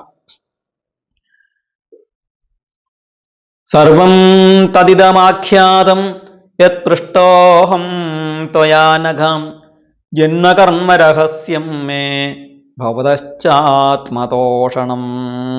സർവം തദിദമാഖ്യാതം യത് പൃഷ്ടോഹം ത്വയാ നഘം ജന്മകർമ്മരഹസ്യം മേ ഭവതശ്ചാത്മതോഷണം. ഭഗവാൻ വേദവ്യാസനെ നാരദ മഹർഷി അനഘ എന്ന് വിളിക്കുകയാണ്. അഘം ഇല്ലാത്തവനെ, പാപം ചെയ്യാത്തവനെ, സംശുദ്ധമായിട്ടുള്ളവനെ, നിഷ്കളങ്കനായിരിക്കുന്നവനെ എന്ന് വിളിച്ചുകൊണ്ട് പറയുന്നു. ത്വയാ അഹം യത് പൃഷ്ടഃ മേ ജന്മകർമ്മരഹസ്യം ഭവതഃ ആത്മതോഷണം തത് സർവം ഇദം ആഖ്യാതം. ഞാൻ അങ്ങ് ചോദിച്ചതിൻ്റെ ഉത്തരമൊക്കെ പറഞ്ഞു കഴിഞ്ഞിരിക്കുന്നു. ത്വയാ അഹം യത് പൃഷ്ടഃ, അങ്ങയാൽ ഞാൻ എന്താണോ ചോദിക്കപ്പെട്ടത് എന്ന് വെച്ചാൽ അങ്ങ് എന്നോട് എന്താണോ ചോദിച്ചത്, എന്തായിരുന്നു അത്? മേ ജന്മകർമ്മ രഹസ്യം, എൻ്റെ ജന്മകർമ്മങ്ങളുടെ രഹസ്യം. പൂർവ്വജന്മത്തിൽ ഞാൻ ആരായിരുന്നു, എന്തായിരുന്നു, എങ്ങനെയാണ് ഭഗവാനെ ഭജിച്ചത്, പിന്നെ ഈ ശരീരം എങ്ങനെയാണ് കിട്ടിയത് എന്നൊക്കെയുള്ള എൻ്റെ 2 ജന്മങ്ങളിലെ 2 ജീവിതകാലങ്ങളുടെ രഹസ്യം അങ്ങ് എന്നോട് ചോദിച്ചു. ആ ചോദ്യം എന്തിനു വേണ്ടിയിട്ടായിരിക്കും? അങ്ങക്ക് ഒരു ആത്മസന്തോഷം കിട്ടാൻ വേണ്ടിയിട്ടായിരിക്കും. ഭവതഃ ആത്മതോഷണം, അങ്ങക്ക് സ്വയം ഒരു ആത്മശാന്തി, സ്വയം മനസ്സിന് ഒരു തൃപ്തി, സന്തോഷം വരാൻ വേണ്ടിയിട്ടാണല്ലോ ചോദിച്ചത്. അങ്ങനെ സന്തോഷം നൽകുന്നതുമായ എൻ്റെ ജന്മകർമ്മ രഹസ്യം തത് സർവം ഇദം ആഖ്യാതം, ഇവിടെ ഞാൻ ഇതാ മുഴുവനായിട്ട് അങ്ങയോട് പറഞ്ഞിരിക്കുന്നു. അതൊക്കെ ഇവിടെ പറയപ്പെട്ടിരിക്കുന്നു. സർവം ആഖ്യാതം, എല്ലാം പറയപ്പെട്ടിരിക്കുന്നു. ഇതൊന്നും അതിൽ പറയാൻ വിശേഷിച്ച് ബാക്കിയില്ല. അങ്ങക്ക് സന്തോഷം നൽകുന്നതും അങ്ങ് ചോദിച്ചതിൻ്റെ ഉത്തരമായിട്ടുള്ളതുമായ എൻ്റെ കഥ, പൂർവ്വചരിത്രം ഞാനിവിടെ പൂർണ്ണമായിട്ടും അങ്ങയുടെ മുന്നിൽ തുറന്നു വച്ചിരിക്കുകയാണ്. ഇനി എന്താണ് പറയാനുള്ളത്? ഒന്നും പറയാനില്ല. അതാണ് ഇവിടെ 37ാമത്തെ ശ്ലോകത്തോടു കൂടി നാരദ മഹർഷി തൻ്റെ വാക്യങ്ങളെ അവിടെ ഉപസംഹരിക്കുകയാണ്. പിന്നീട് അവിടെ ഈ അവരുടെ സംവാദത്തെ, വ്യാസനാരദ സംവാദത്തെ അവതരിപ്പിക്കുന്നത് ആരാണ്? നൈമിഷാരണ്യത്തിൽ വെച്ച് ശൗനക മുതലായിട്ട് ശൗനകാദി മഹർഷിമാരുടെ മുന്നിൽ സൂതൻ എന്ന് പറയുന്ന പൗരാണികനാണ് ഈ സംഭാഷണത്തെക്കുറിച്ച് അവിടെ വിശദീകരിച്ചത്. ആ സൂതൻ ശൗനകാദി മഹർഷിമാരോട് പറയുകയാണ് അടുത്ത ശ്ലോകത്തിൽ. സൂത ഉവാച, 38ാമത്തെ ശ്ലോകം. സൂത ഉവാച ഏവം സംഭാഷ്യ ഭഗവാൻ നാരദോ വാസവീസുതം ആമന്ത്രവീണാം രണയൻ യയൗ യാദൃച്ഛികോ മുനി. സൂത ഉവാച ഏവം സംഭാഷ്യ ഭഗവാൻ നാരദോ വാസവീസുതം ആമന്ത്രവീണാം രണയൻ യയൗ യാദൃച്ഛികോ മുനി. സൂത ഉവാച, സൂതൻ പറഞ്ഞു. സൂതൻ എന്താണ് പറഞ്ഞത്? ഭഗവാൻ നാരദ വാസവീസുതം ഏവം സംഭാഷ്യ ആമന്ത്ര്യ വീണാം രണയൻ യാദൃച്ഛിക മുനി യയൗ. ഭഗവാൻ നാരദൻ, നാരദ മഹർഷിക്ക് ഒരു വിശേഷണം. എന്താണ് ഭഗവാൻ? ഭഗവാന്റെ തന്നെ അവതാരമായിട്ട് നമുക്ക് ആദ്യ ഭാഗത്ത് സൂതൻ പറഞ്ഞു. ഭഗവാന്റെ അനേകം അവതാരങ്ങളിൽ ഋഷിസർഗം, തൃതീയം ഋഷിസർഗം ദേവർഷിത്വമുപേത്യ എന്ന് പറഞ്ഞു. ദേവർഷിത്വം നേടിക്കൊണ്ട്, ദേവർഷിത്വത്തെ പ്രാപിച്ചുകൊണ്ട് സാക്ഷാൽ പരമപുരുഷനായിരിക്കുന്ന ഭഗവാൻ ഋഷിസർഗം എന്ന ഒരു അവതാരം ചെയ്തു എന്ന് പറയുന്നുണ്ട്. അപ്പോൾ നാരദ മഹർഷി ആരാണ്? ഭഗവാന്റെ തന്നെ ഋഷിസർഗത്തിൻ്റെ ഭാഗമാണ്, ആർഷമായിരിക്കുന്ന ഒരു അവതാരമാണ്. അപ്പോൾ ആ നാരദ മഹർഷിയെയും ഭഗവാൻ എന്ന് പറയാം. ഭഗവാന്റെ പാർഷദനാണ്. അദ്ദേഹത്തിന് ഇനി മറ്റൊരു ശരീരം എടുക്കേണ്ടതായ ബാധ്യത അല്ലെങ്കിൽ പ്രാരബ്ധ കർമ്മങ്ങളില്ല. ദിവ്യ ശരീരമാണ് അദ്ദേഹത്തിൻ്റെത്. അതുകൊണ്ട് അദ്ദേഹം ഭഗവാൻ തന്നെയാണ് എന്ന് പറഞ്ഞിരിക്കുന്നു. അപ്പോൾ ആ ഭഗവാൻ നാരദ വാസവീസുതം, ആ നാരദ മഹർഷിയുടെ ഉപദേശം കേട്ടതാരാണ്? അദ്ദേഹവും ചില്ലറക്കാരനല്ല. വാസവീസുതം, വാസവി എന്ന് വെച്ചാൽ വസോഹോ അപത്യം, സ്ത്രീ. ആരാണ്? വാസവി. വസുവിൻ്റെ ഉപരചര വസുവിൻ്റെ മകളായിട്ടുള്ള സത്യവതിയാണ് വാസവി. ആ വാസവിയുടെ മകനാണ്, ആ സത്യവതിയുടെ മകനാണ് വേദവ്യാസൻ, കൃഷ്ണദ്വൈപായനൻ. ആ വസു ആരാണ്? തപസ് കൊണ്ട് എല്ലാം നേടിയെടുത്ത ആളാണ്. സാക്ഷാൽ ഇന്ദ്രൻ്റെ അനുഗ്രഹം നേടിയവനാണ്. ഇന്ദ്രൻ അദ്ദേഹത്തിന് വേണ്ടിയിട്ട് ഒരു യഷ്ടി സന്തോഷിച്ച് നൽകുകയുണ്ടായി. അദ്ദേഹത്തിന് ഉപരിചരനായി മാറാൻ സാധിച്ചത് എങ്ങനെയാണ്? ഇന്ദ്രൻ്റെ അനുഗ്രഹം കൊണ്ട് അദ്ദേഹം ഭൂമിയിൽ സ്പർശിക്കാതെ ആകാശമാർഗത്തിൽ, വിമാനമാർഗത്തിൽ സഞ്ചരിക്കാനുള്ള യോഗശക്തി നേടിയത് എങ്ങനെയായിരുന്നു? തൻ്റെ തപസ് കൊണ്ടും യാഗാദി കർമ്മങ്ങളെ കൊണ്ടുമായിരുന്നു. അതുകൊണ്ട് ഉപരിചരൻ, മുകളിൽ നമ്മളെ പോലെയല്ല. ആധ്യാത്മികമായ ഔന്നത്യം കൊണ്ട് അദ്ദേഹം സാധാരണ മനുഷ്യർക്ക് മുകളിലൂടെ അന്തരീക്ഷത്തിലുള്ള ആകാശമാർഗത്തിലൂടെ സഞ്ചരിക്കുന്നവനാണ്. ആധ്യാത്മികമായിട്ടും ഔന്നത്യം പ്രാപിച്ചവനാണ് എന്ന് സൂചിപ്പിക്കുന്നതാണ് അദ്ദേഹത്തിൻ്റെ ആ ഉപരിചര വസു എന്നുള്ള ആ പേര് തന്നെ. ആ ഉപരിചരൻ്റെ മകളായ സത്യവതിയുടെ മകനായ വേദവ്യാസനെ, കൃഷ്ണദ്വൈപായന വ്യാസനെ ഏവം സംഭാഷ്യ, അദ്ദേഹത്തോട് ഇങ്ങനെ സമ്യക്കായിട്ട് ഭാഷണം ചെയ്തിട്ട്, ഇങ്ങനെ നല്ല രീതിയിൽ സംഭാഷണം ചെയ്തിട്ട്, സംസാരിച്ചിട്ട് എന്ത് ചെയ്തു? ആമന്ത്ര്യ, യാത്ര പറഞ്ഞിട്ട്, വീണാം രണയൻ, തൻ്റെ വീണയെ മീട്ടിക്കൊണ്ട്, തൻ്റെ വീണയെ വീണ്ടും വീണ്ടും അത് സർബ്രഹ്മവിഭൂഷിതയായ തൻ്റെ വീണയെ വീണ്ടും വീണ്ടും അതിൽ സംഗീതത്തിൻ്റെ അനുരണനങ്ങൾ ഉണ്ടാക്കിക്കൊണ്ട്, യാദൃച്ഛിക മുനിഹി, ആ മുനി നാരദമുനി എങ്ങനെയുള്ള ആളാണ്? യാദൃച്ഛികനാണ്. എന്താണ് യാദൃച്ഛികൻ എന്ന് വെച്ചാൽ? എതിർച്ഛ അങ്ങനെ സഞ്ചരിക്കുന്നവൻ, തനിക്ക് പ്രയോജനം ഉണ്ടായിട്ടല്ല സഞ്ചരിക്കുന്നത്. ഭക്തിർ യാദൃച്ഛികി ഭക്തോപി യാദൃച്ഛിക തത് സംഗോപി വ്യാസസ്യ യാദൃച്ഛിക ഇതി. വളരെ മനോഹരമായിട്ട് വംശീധര സ്വാമികൾ പറഞ്ഞിരിക്കുകയാണ്. ഭക്തി എന്ന് പറയുന്നത് യാദൃച്ഛികീയാണ്. ഈശ്വര കൃപ കൊണ്ട്, കൃഷ്ണകൃപ കൊണ്ട് നമ്മളിൽ ഉണ്ടാകുന്നതാണ് ഭക്തി എന്ന് പറയുന്നത്. അപ്പോൾ ഭക്തി എന്താണ്? യാദൃച്ഛികീ, സ്ത്രീലിംഗത്തിൽ പറയണം. ഭക്തോപി യാദൃച്ഛിക, ഭക്തനും എന്തെങ്കിലും കാര്യം സ്വപ്രയോജനം കൊണ്ട്, സ്വന്തം പ്രയോജനത്തെ വേണ്ടി ചെയ്യുന്നവനല്ല. അവൻ ഈശ്വരഹിതം നടപ്പിലാക്കുന്നവനാണ്. ഭഗവാന്റെ ഹിതത്തെ നടപ്പിലാക്കാൻ വേണ്ടിയിട്ടാണ് അവൻ ശരീരം ധരിച്ചുകൊണ്ട് ഈ പ്രപഞ്ചത്തിൽ എങ്ങനെ വിഹരിക്കുന്നത്, കർമ്മങ്ങൾ ചെയ്യുന്നതും ചെയ്യാതിരിക്കുന്നതും ഒക്കെ തന്നെ ഈശ്വര കൃപക്ക് വിധേയനായിട്ട്, ഈശ്വരേച്ഛക്ക് വിധേയനായിട്ടാണ് എന്ന് പറയുന്നത് കൊണ്ട് ഭക്തനും യാദൃച്ഛികനാകുന്നു. എന്നെയോ തത് സംഗോപി, ആ ഭക്തനുമായിട്ട് ഉണ്ടാകുന്ന സംഘവും യാദൃച്ഛികമാണ്, ഈശ്വര കൃപ കൊണ്ട് ഉണ്ടാകുന്നതാണ്, ശ്രീകൃഷ്ണ കൃപ കൊണ്ട് ഉണ്ടാകുന്നതാണ്. വ്യാസസ്യ തത് സംഘ, വ്യാസന് ആ ഭക്തനുമായിട്ടുണ്ടായ ഈ സംഘം, ഈ ഒരു കൂടിച്ചേരൽ എന്താണ്? യാദൃച്ഛികമാണ്. അപ്പോൾ എല്ലാ തരത്തിലും യാദൃച്ഛികത ഈ ഭക്തിയുടെ വിഷയത്തിൽ പ്രവർത്തിക്കുന്നുണ്ട് എന്നർത്ഥം. ഭാഗവതത്തിൽ അനേകം സ്ഥലങ്ങളിൽ ഈ യാദൃച്ഛിക ശബ്ദം നമുക്ക് കാണാൻ സാധിക്കും. അവിടെയൊക്കെ നമുക്ക് ഭഗവാന്റെ കാരുണ്യം, ഭഗവാന്റെ കൃപ, ഭഗവാന്റെ ഹിതം അവിടെ ഉണ്ടായിരുന്നു എന്ന് മനസ്സിലാക്കാൻ സാധിക്കും. അപ്പോൾ യാദൃച്ഛിക എന്ന് വെച്ചാൽ പ്രയോജനത്തെ ആഗ്രഹിക്കാത്ത, സ്വപ്രയോജന സങ്കല്പശൂന്യ എന്നാണ് ശ്രീധരാചാര്യർ അതിനെ വ്യാഖ്യാനിച്ചിരിക്കുന്നത്. സ്വപ്രയോജന സങ്കല്പശൂന്യ, എനിക്ക് ഇന്ന പ്രയോജനം കിട്ടാൻ ഞാൻ ഇന്ന ഭാഗത്തേക്ക് പോകുന്നു, എനിക്ക് ഇന്ന ആവശ്യത്തിന് ഞാൻ സ്ഥലത്തേക്ക് സഞ്ചരിക്കുന്നു എന്നുള്ള സങ്കല്പമില്ലാത്ത ആളുകളെ യാദൃച്ഛികൻ എന്ന് പറയാം. നാരദ മഹർഷിക്ക് ഇവിടെ വന്ന് വ്യാസനെ ഉപദേശിച്ചിട്ട് അവനവന് ഒരു പ്രയോജനമില്ല, ലോകഹിതത്തിന് വേണ്ടിയിട്ട് ഭഗവാൻ ഉള്ളിൽ നിന്നും പ്രേരണ നൽകിയത് കൊണ്ടാണ് നാരദ മഹർഷി വ്യാസാശ്രമത്തിൽ അവിടെ വന്നു ചേർന്നത് എന്നർത്ഥം. ഹേതുശൂന്യ ഗമനാദിക്രിയ, ഹേതുവില്ലാത്ത, ഉപാധികളില്ലാതെ, കാരണമില്ലാതെ അകാരണമായിട്ട് ഭഗവാന്റെ ഇച്ഛപ്രകാരം മാത്രം ഗമനാദി ക്രിയകൾ ചെയ്യുന്ന ആളിനെയാണ് യാദൃച്ഛികൻ എന്ന് പറയുന്നത്. ശ്രീശുക ബ്രഹ്മർഷിയെയും ഇനി നമുക്ക് യാദൃച്ഛികൻ എന്നുള്ള ആ പദം കൊണ്ട് വിശേഷിപ്പിക്കുന്നതായിട്ട് കാണാൻ സാധിക്കും. ഭഗവാൻ നാരദ മഹർഷി എന്ത് ചെയ്തു? യയവു, അവിടെ നിന്ന് പോയി. എങ്ങോട്ട് പോയി? തൻ്റെ വീണ മീട്ടിക്കൊണ്ട് ആ മറ്റ് ലോകങ്ങളിലേക്ക് ലോകരഞ്ജനം ചെയ്യാൻ വേണ്ടിയിട്ട് അദ്ദേഹം സഞ്ചരിച്ചു എന്നർത്ഥം. ഇനി ഈ അധ്യായത്തിൻ്റെ അവസാന ശ്ലോകം നോക്കൂ. 39-ാമത്തെ ശ്ലോകത്തിൽ സൂത മഹാശയൻ നാരദ മഹർഷിയുടെ മാഹാത്മ്യം നമ്മൾ കേൾക്കാൻ വേണ്ടി ശൗനകാദി മഹർഷിമാരെ ബോധിപ്പിക്കാൻ വേണ്ടിയിട്ട് അവിടെ ആലപിക്കുകയാണ്. നാരദന്റെ മാഹാത്മ്യം എന്താണ്?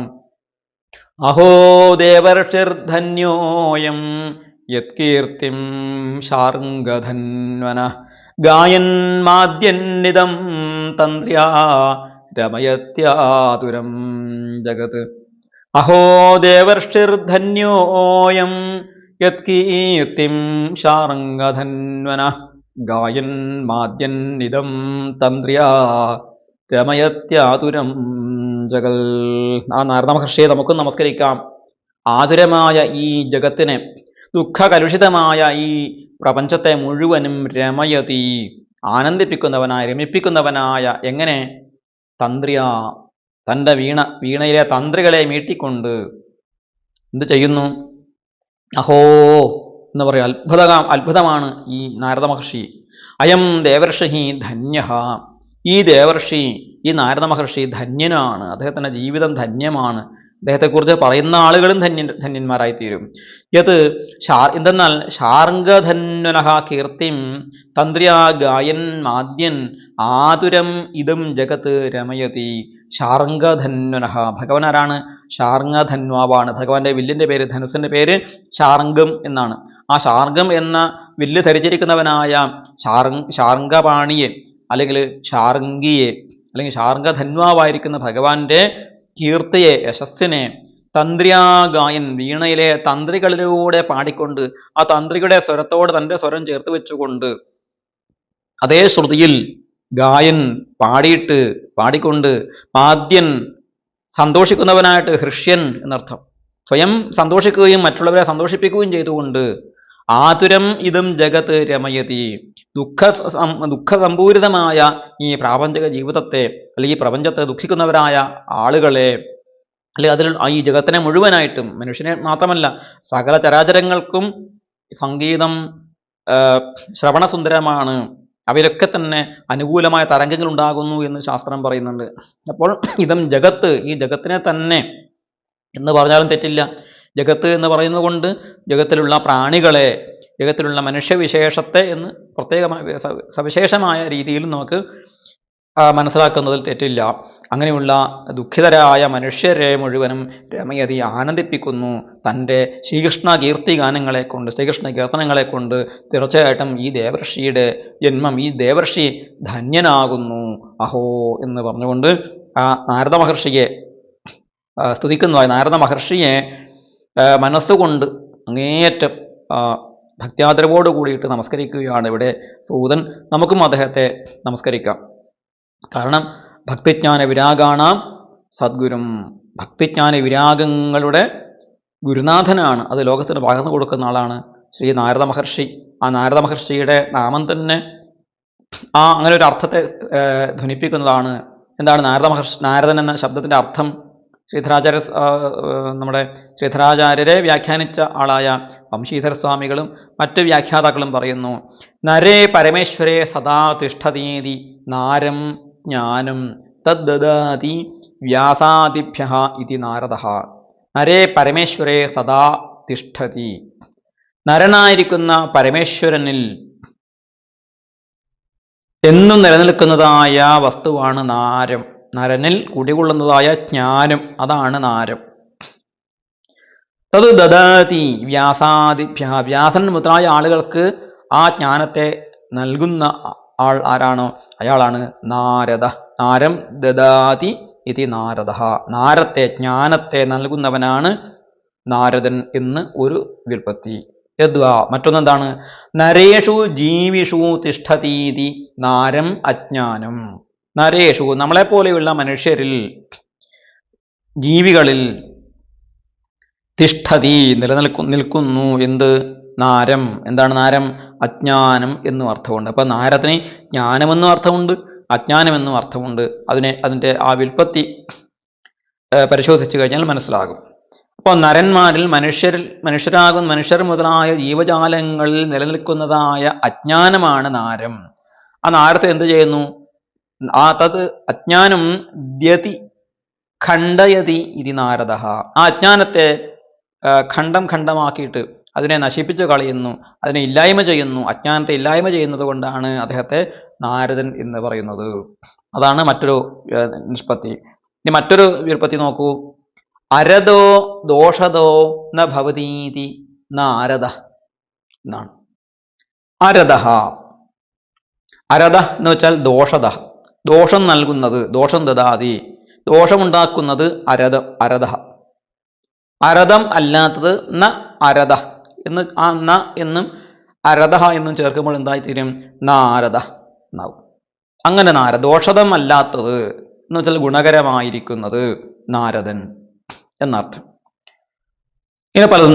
ആരഹ ശസ്ത്രഭേദ തദ്വത് ആയുഹു ഖണ്ഡകോ ന ഭവതീതി. ആരം എന്ന് വെച്ചാൽ മൂർച്ചയുള്ള ഒരു ആയുധഭേദമാണ്, ആയുധവിശേഷമാണ്. ആ ആയുധവിശേഷം, ആരം എന്ന ആയുധവിശേഷം പോലെ ആയുസ്സിനെ ഖണ്ഡിക്കുന്നതല്ലാത്തത് കൊണ്ട്, ആയുസ്സിന് ദൈർഘ്യം നൽകുന്നതായതുകൊണ്ട് നാരദ. നാരം നരസമൂഹം ദയത്തെ പാലയതി ജ്ഞാനേന ഇതി നാരദ. നാരം നരസമൂഹം, നരനുമായി ബന്ധപ്പെട്ടത് നാരം ആയിരിക്കുന്ന സമൂഹം, മനുഷ്യ സമൂഹത്തെ ദയത്തെ പാലയതി. ദയത്തെ എന്ന് വെച്ചാൽ പാലയതി.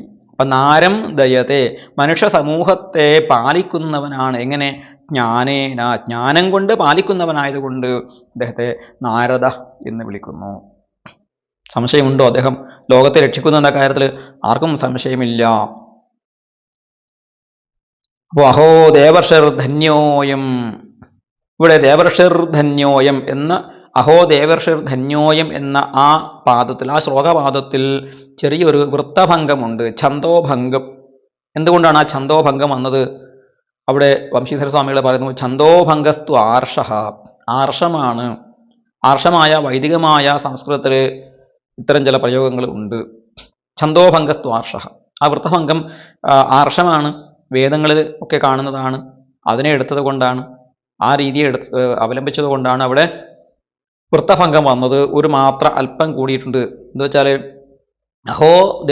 അഹോ ദേവർഷിഹി, അവിടെ അഞ്ചാമത്തെ അക്ഷരമാണ് ഷിർ എന്നുള്ള ആ അക്ഷരം, അത് ദീർഘമായി വന്നിരിക്കുന്നു. വാസ്തവത്തിൽ അനുഷ്ടുപ്പ് വൃത്തത്തിൽ അഞ്ചാമത്തെ അക്ഷരം എന്തായിരിക്കും?